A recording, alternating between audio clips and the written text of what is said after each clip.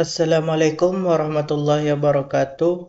Innal hamdalillah nahmaduhu wa nasta'inuhu wa nastaghfiruh wa na'udzubillahi min shururi anfusina wa min sayyiati a'malina may yahdihillahu fala mudilla lahu wa may yudlil fala hadiyalah. Asyhadu an la ilaha illallah wahdahu la syarikalah wa asyhadu anna Muhammadan abduhu wa rasuluh amma ba'du.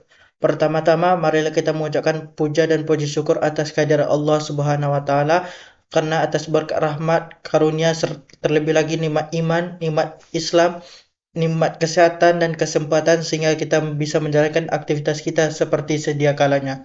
Salat berserta salam tak lupa kita hadiahkan buat junjungan alam yakni Nabi besar Muhammad sallallahu alaihi wasallam bilafaz Allahumma shalli ala sayyidina Muhammad wa ala ali sayyidina Muhammad.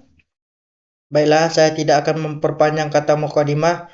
Izinkan saya untuk menjelaskan dan mempresentasikan tugas mind map dengan judul PTSD atau Post Traumatic Stress Disorder. Kita mulai dari yang pertama yaitu definisi. PTSD atau Post Traumatic Stress Disorder adalah kondisi kejiwaan yang lazim dan kompleks yang muncul sebagai respon terhadap paparan peristiwa traumatis secara signifikan berdampak pada kesejahteraan mental individu. Adapun faktor risikonya, yang pertama itu ada wanita, selanjutnya individu yang terpapar trauma berulang, kemudian tingkat pendidikan yang lebih rendah, status sosial ekonomi yang lebih rendah, serta kesulitan masa kecil. Adapun gejala dari PTSD, yang pertama itu paling tidak harus dialami selama 1 bulan.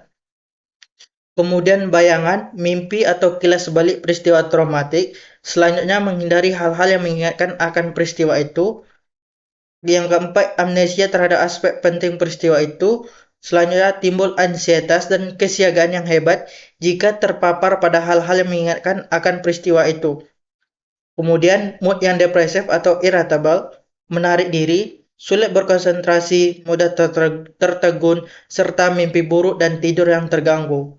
Adapun kriteria diagnosis dari PTSD atau Post Traumatic Stress Disorder itu terbagi menjadi dua. Ada versi PPDGJ3 dan DSM-5 terbaru. Yang pertama itu kriteria diagnosis PPDGJ3. Untuk onsetnya biasanya dalam 6 bulan setelah trauma berat yang mengancam nyawa. Untuk gejalanya, mengulang kembali trauma seperti flashback, mimpi buruk, kemudian menghindari situasi yang mengingatkan, serta gejala otonomnya seperti hyperarousal, insomnia, serta mudah kaget. Untuk durasinya lebih dari 1 bulan, serta berfokus akibat trauma ekstrem seperti perang, bencana, dan penyiksaan. Sementara kriteria diagnosis dari DSM-5-TR atau DSM-5 terbaru, untuk onsetnya gejala muncul lebih kurang 1 bulan setelah trauma, bisa delay expression lebih dari 6 bulan. Kemudian untuk gejala inti ada 4 klaster. Klaster yang pertama itu intruksi seperti flashback dan mimpi buruk. Klaster kedua itu ada avoidance, yaitu menghindari ingatan atau tempat terkait trauma. Klaster ketiga ada negative alteration in cognition atau mood, itu seperti distorsi kognitif, serta perasaan terasing.